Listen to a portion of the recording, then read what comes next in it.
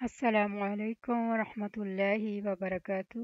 الحمد للہ ثم الحمد للہ، یہ ہمارا 19 پارے کا سیکنڈ لیکچر ہے اور اس میں ہم سورہ فرقان سن رہے ہیں، اور اس میں جو اب اس عباد الرحمن کی جو صفات بیان ہوں گی تو اس کو بہت توجہ سے سننے کی ضرورت ہے، اور یہ دعا بھی کرنی ہے کہ اللہ تعالی ہمیں یہ صفات اپنے اندر پیدا کرنے کی توفیق عطا فرمائے۔ انشاءاللہ شروع کرتے ہیں۔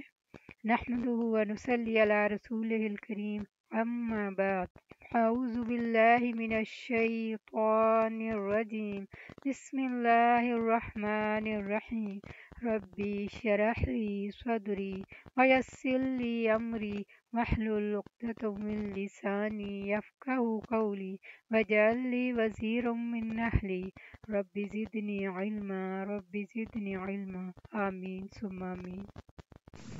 اور پھر یہاں سے عباد الرحمن کی صفات شروع ہوتی ہیں۔ رحمان کے بندے جو خاص بندے ہیں، وہ پیچھے رحمان کا ذکر ہوا نا، تو اب رحمان کے بندے وہ ہیں جو یہ کام کریں تاکہ وہ رحمان کی رحمت کو پائیں۔ وہ کون ہیں؟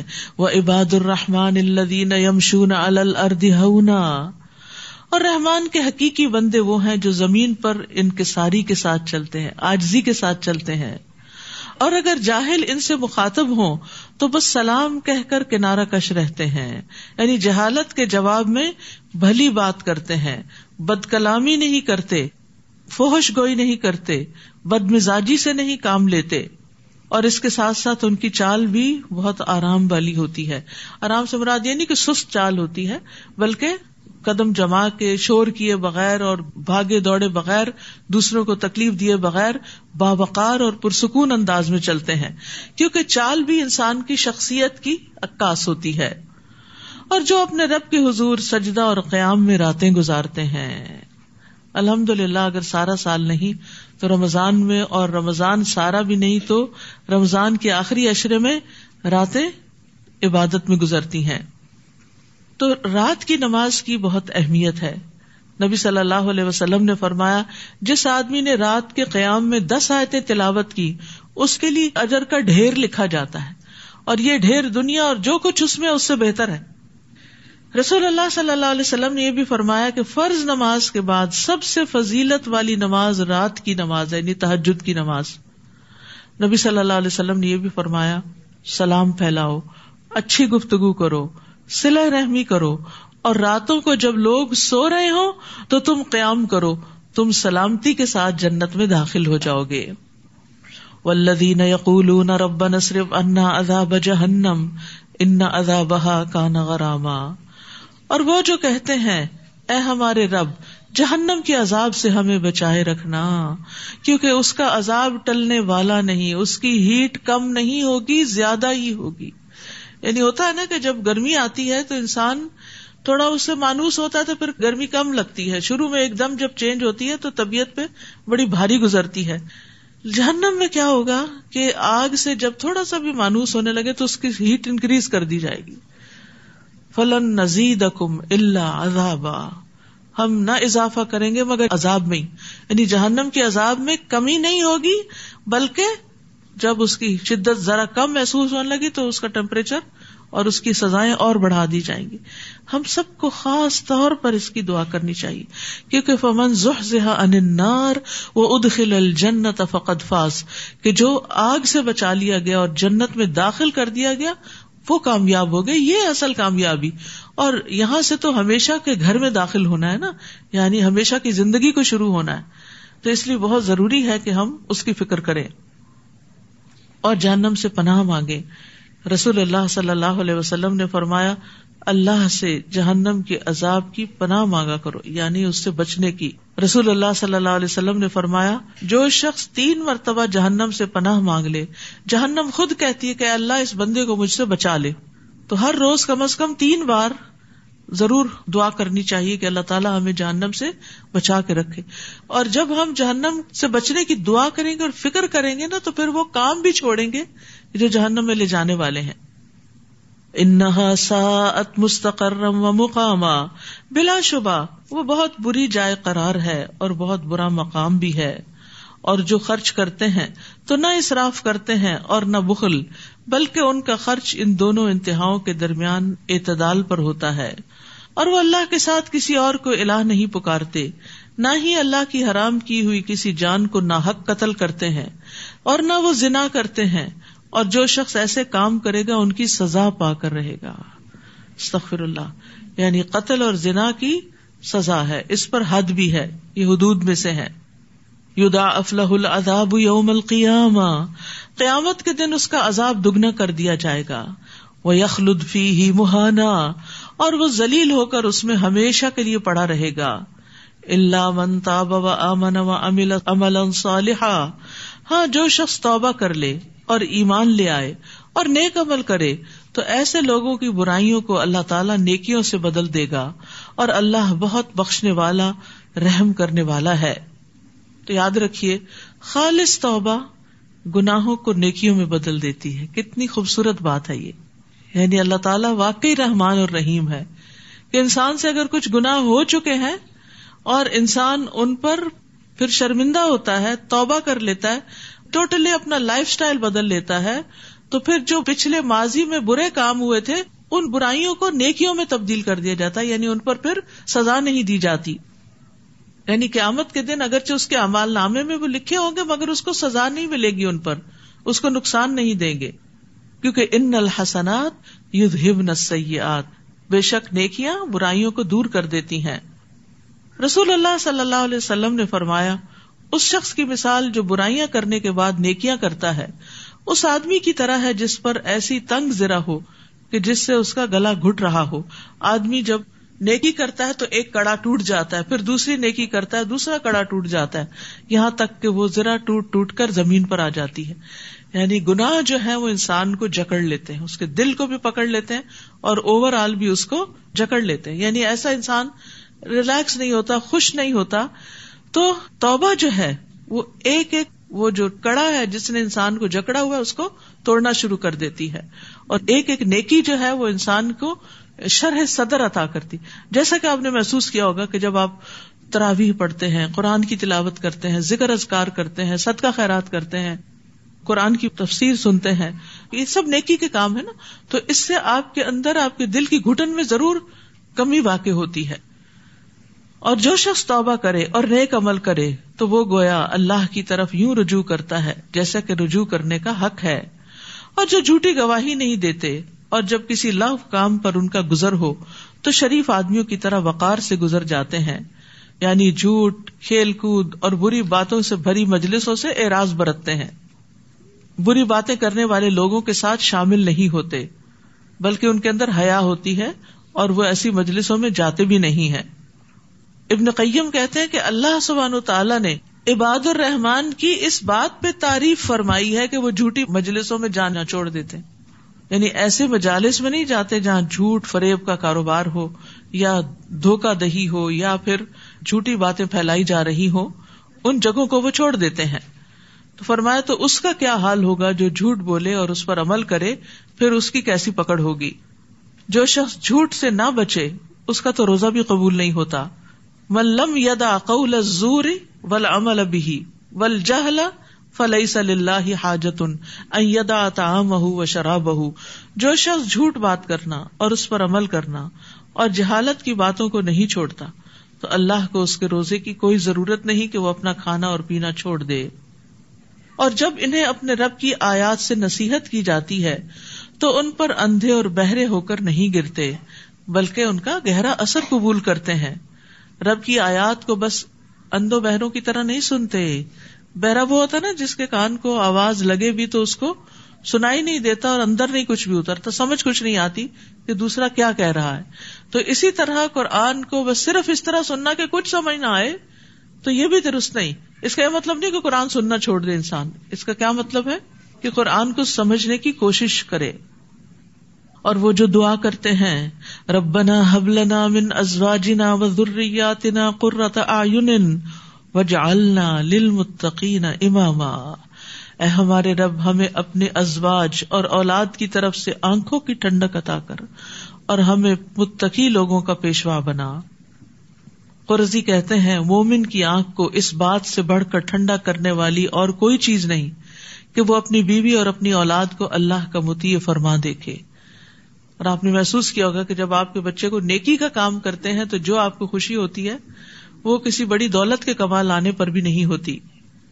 تو اس سے یہ بھی پتہ چلتا ہے کہ ہمیں اپنی اولاد کی اچھی تربیت بھی کرنی چاہیے اور انہیں باادب بنانا چاہیے، دوسروں کے فائدے کا بنانا چاہیے، امت کی اور تمام انسانیت کی خیرخواہی کرنے والا بنانا چاہیے. اور اسی طرح یہاں پر یہ جو لفظ ازواج ہے نا، اس کا اطلاق شوہر کے لیے بھی ہوتا ہے، بیوی کے لیے بھی ہوتا ہے اور ساتھیوں کے لیے بھی ہوتا ہے جن کے ساتھ مل کے انسان کام کرتا ہے.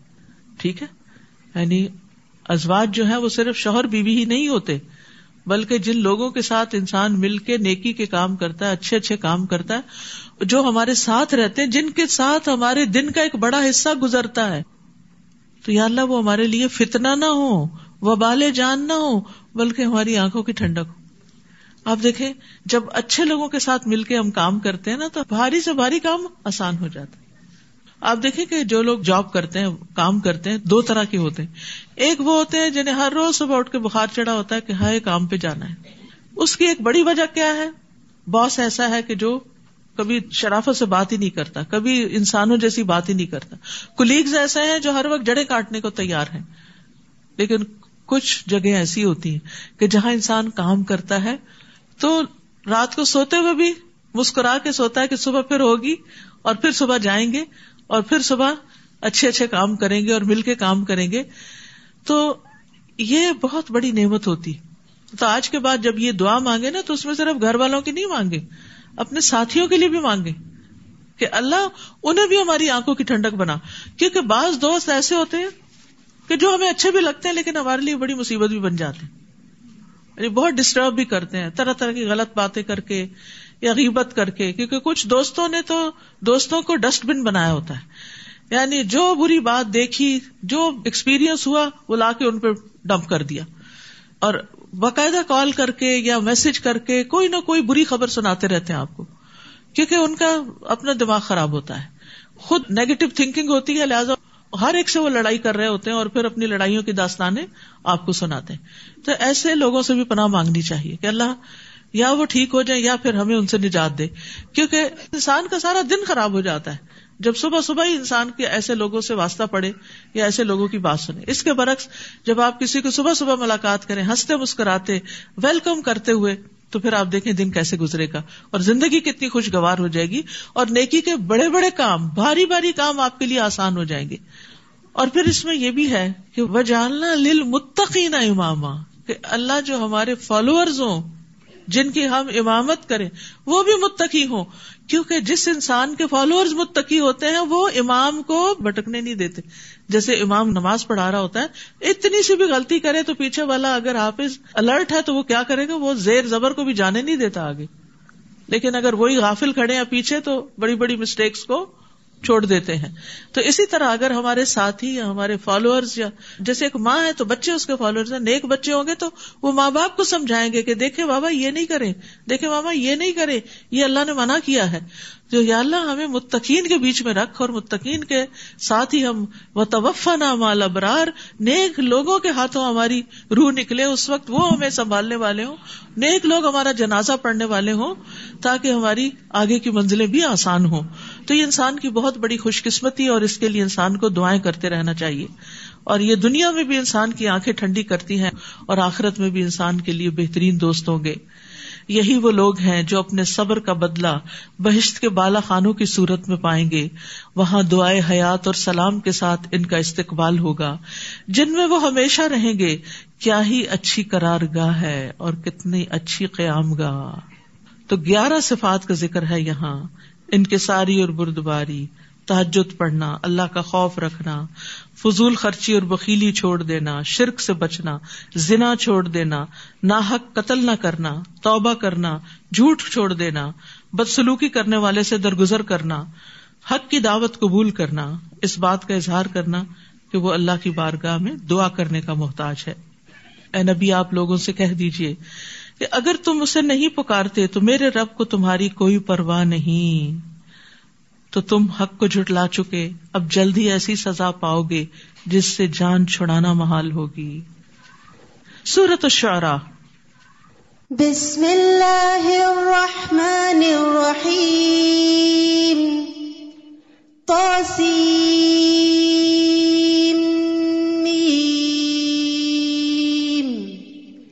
تلک آیات الکتاب المبین لعلک باخع نفسک الا یکونوا مؤمنین إن نشأ ننزل عليهم من السماء آية فظلت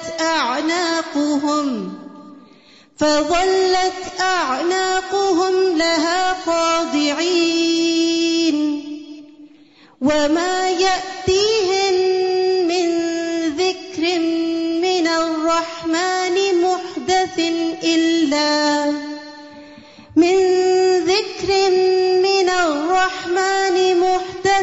إلا كانوا عنه معرضين. شروع کرتی ہوں اللہ کے نام سے جو بے انتہا مہربان نہایت رحم فرمانے والا ہے. طاسیم میم، یہ وضاحت کرنے والی کتاب کی آیات ہیں.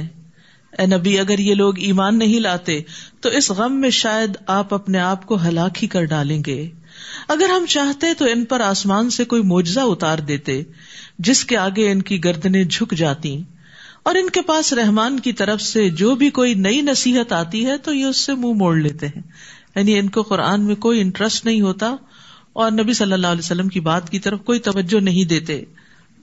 یہ لوگ تکذیب تو کر ہی چکے ہیں، تو اب جلد ہی انہیں ان باتوں کی حقیقی خبریں مل جائیں گی جن کا یہ مذاق اڑایا کرتے تھے. کیا انہوں نے زمین کو نہیں دیکھا کہ ہم نے اس میں کتنی کثیر مقدار میں ہر طرح کی عمدہ نباتات پیدا کی ہے. ان فی ذلک لآیہ وما کان اکثرهم مؤمنین، یقیناً اس میں ایک نشانی ہے لیکن ان میں اکثر ایمان لانے والے نہیں. وَإِنَّ رَبَّكَ لَهُوَ الْعَزِيزُ الرَّحِيمُ، بلا شبہ آپ کا رب ہر چیز پر غالب ہے اور رحم کرنے والا ہے.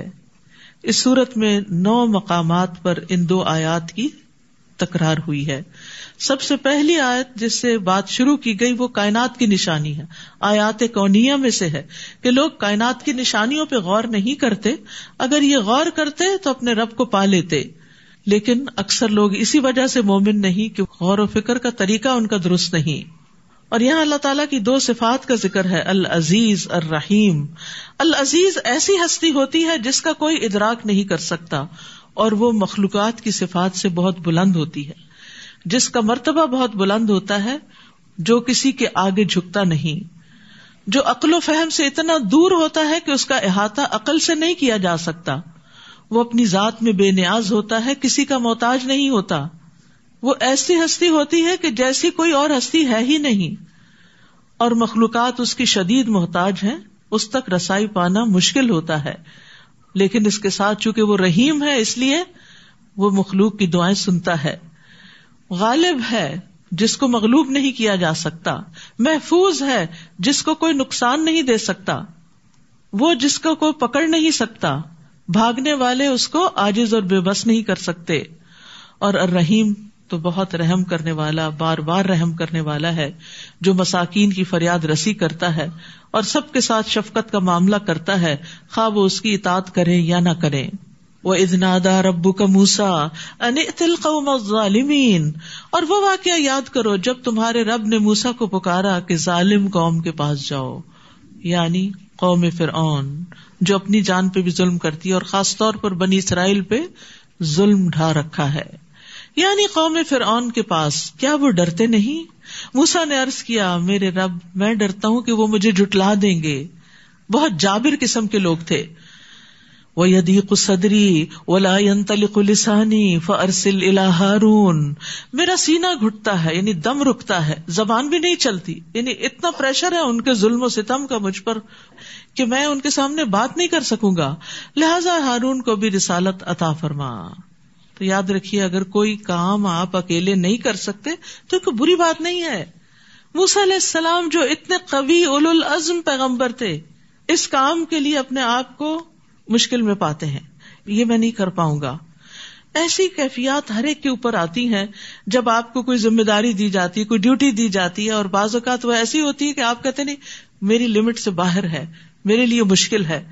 تو جب بھی ایسا کوئی مرحلہ ہو یا کوئی بہت سارے مہمان گھر میں آ رہے ہوں اور آپ کے لیے بڑے پیمانے پہ کوکنگ مشکل ہو, یا دین یا دنیا کا کوئی بھی کام ہو, تو اس میں کسی دوسرے سے مدد لینے میں کوئی حرج نہیں, کیونکہ موسیٰ علیہ السلام نے کہا میرے ساتھ ہارون کو بھیج دیجئے, پھر ذرا ہم 2 ہوں گے نا تو تسلی ہوگی. تو جب آپ کے ساتھ کسی نیک کام میں اور مددگار بھی مل جاتے ہیں تو بڑے سے بڑے کام پھر آسان ہو جاتے ہیں. رسول اللہ صلی اللہ علیہ وسلم نے فرمایا اللہ نے کوئی نبی یا خلیفہ نہیں بھیجا مگر اس کے ساتھ 2 طرح کے صلاح کار اور مشیر ہوتے ہیں. ایک اسے نیکی کا حکم دیتا اور برائی سے منع کرتا ہے, اور دوسرا اسے دیوانہ بنانے میں کوئی دقیقہ نہیں چھوڑتا. جس کو اس کے برے ہمراز سے بچا لیا گیا پس وہ محفوظ رہا. تو آپ کا ہمزاد جو تھا وہ مسلمان تھا, ٹھیک ہے. اور نیک وزیر جو ہوتا ہے وہ اللہ کی طرف سے حکمران کی بھلائی کا سبب بنتا ہے. یعنی کسی بھی کیپیسٹی میں آپ کو کوئی اچھا مخلص ساتھی, مددگار, مشورہ دینے والا, آپ کا مینٹور, کوئی تربیت کرنے والا مل جائے تو یہ بڑی خوش قسمتی کی بات ہوتی. کیونکہ ایسا ہوتا ہے نا کہ انسان کے اوپر جب بھی کوئی پریشر آتا ہے تو انسان کا دل چاہتا ہے میں کسی سے مشورہ کروں, کوئی ڈیسیژن آپ نے لینا ہے. تو یاد رکھیے اکیلا انسان اکیلا ہی ہوتا ہے, لیکن 2-11 ہو جاتے ہیں, کام بھی آسان ہوتا ہے اور ذہنوں کا جو اشتراک ہوتا ہے اس سے نئی جہتیں بھی نکلتی ہیں. تو اس لیے صرف اپنی ذات کے اندر نہ کھوئے رہیں, صرف اپنے آپ کو ہی عقل کل نہ سمجھا کریں, بلکہ اپنے سے بہتر علم والوں, تجربے والے, یعنی ایک شخص جس کے پاس کوئی ڈگری نہیں لیکن اس کے پاس زندگی کا ایکسپیرینس ہے, انتہائی سمجھدار شخص ہے, کبھی آر محسوس نہ کریں کہ اس سے کوئی مشورہ لے لیں. پھر موسیٰ علیہ السلام کہتے اور میرے ذمہ ان کا ایک جرم بھی ہے, وہ جو قبطی کو قتل کر دیا تھا, میں ڈرتا ہوں کہ مجھے مار ہی نہ ڈالیں. اللہ تعالیٰ نے فرمایا ایسا ہرگز نہیں ہوگا, تم دونوں ہماری نشانیاں لے کر جاؤ, ہم بھی تمہارے ساتھ ہیں, سب کچھ سن رہے ہیں. فرعون کے پاس جا کر اس سے kहो ہم رب العالمین کے رسول ہیں اور اس لیے آئے ہیں کہ تو بنی اسرائیل کو آزاد کر کے ہمارے ساتھ روانہ کر دے تاکہ ہم اپنے وطن واپس چلے جائیں. فرعون کہنے لگا کیا ہم نے تمہیں اپنے ہاں بچپن میں پالا نہ تھا اور تو نے اپنی عمر کے کئی سال ہمارے ہاں نہیں گزارے؟ وَفَعَلْتَ فَعَلَتَكَ الَّتِي فَعَلْتَ وَأَنْتَ مِنَ الْكَافِرِينَ, نیز تو نے وہ کام کیا جو کر کے چلا گیا اور تو ہے ہی ناشکرا. یعنی ہم نے تو تجھ پہ بڑا احسان کیا تھا لیکن تم نے ہمارا ہی بندہ مار ڈالا.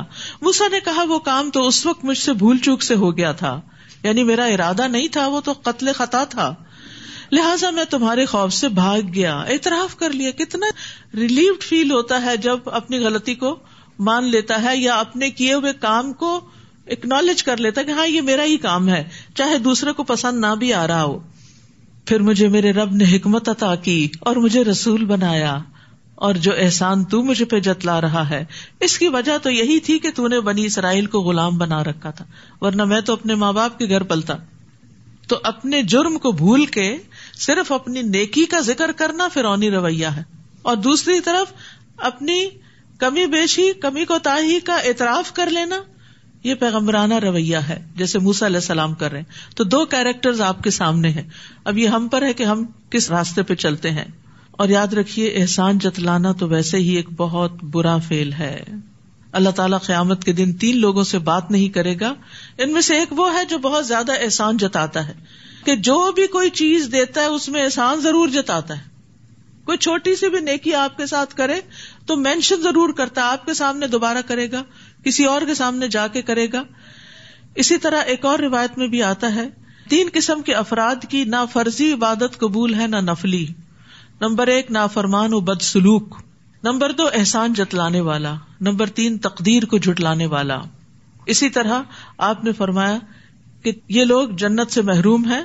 احسان جتلانے والا, ماں باپ کا نافرمان اور عادی شرابی یہ جنت میں نہیں جائیں گے. اللہ سبحانہ وتعالیٰ ہمیں ان ساری برائیوں سے محفوظ رکھے. فرعون کہنے لگا یہ رب العالمین کیا ہوتا ہے؟ موسیٰ نے کہا وہ جو آسمانوں, زمین اور جو کچھ ان کے درمیان ہے سب کا مالک ہے, اگر تمہیں کچھ یقین آ جائے. فرعون نے اپنے آس پاس والوں سے کہا کچھ سن رہے ہو نا, دیکھو کیا باتیں ہو رہی ہیں. موسیٰ نے کہا ہاں وہی تمہارا اور تمہارے آباء و اجداد کا رب ہے, موسیٰ علیہ السلام رکے ہی نہیں. انہیں اس سے نہیں غرض کہ وہ کیا تنقید کر رہے ہیں اور آگے سے سن رہے ہیں کہ نہیں, وہ اپنی بات مکمل کرتے ہیں. فرعون کہنے لگا یہ رسول جو تمہاری طرف بھیجا گیا ہے یہ تو دیوانہ ہے. موسیٰ نے کہا وہی مشرق اور مغرب اور جو کچھ ان کے درمیان ہے سب کا رب ہے, اگر تمہیں کچھ سمجھ آ سکے, اگر تمہیں کچھ سمجھ آ سکے. فرعون بولا دیکھو اگر تم نے میرے سوا کوئی اور الہ مانا تو میں تجھے قید میں ڈال دوں گا. موسیٰ نے کہا خواہ میں تیرے پاس کوئی واضح نشانی لے آؤں. فرعون کہنے لگا لاؤ وہ چیز اگر تم سچے ہو. چنانچہ موسیٰ نے اپنا عصا پھینکا تو وہ فوراً ہو بہو ایک اژدہا بن گیا. نیز موسیٰ نے اپنا ہاتھ بغل سے کھینچا تو وہ یکدم دیکھنے والوں کے سامنے چمک رہا تھا. فرعون نے اپنے آس پاس والوں سے کہا یہ تو یقیناً بڑا ماہر جادوگر ہے. کیسے جھٹلاتے ہیں لوگ. وہ چاہتا ہے کہ اپنے جادو کے زور سے تمہیں تمہارے ملک سے نکال دے. اب تم کیا مشورہ دیتے ہو؟ کتنا بڑا جھوٹ. کیونکہ موسیٰ علیہ السلام نے کہا تھا بنی اسرائیل کو بھیج دو.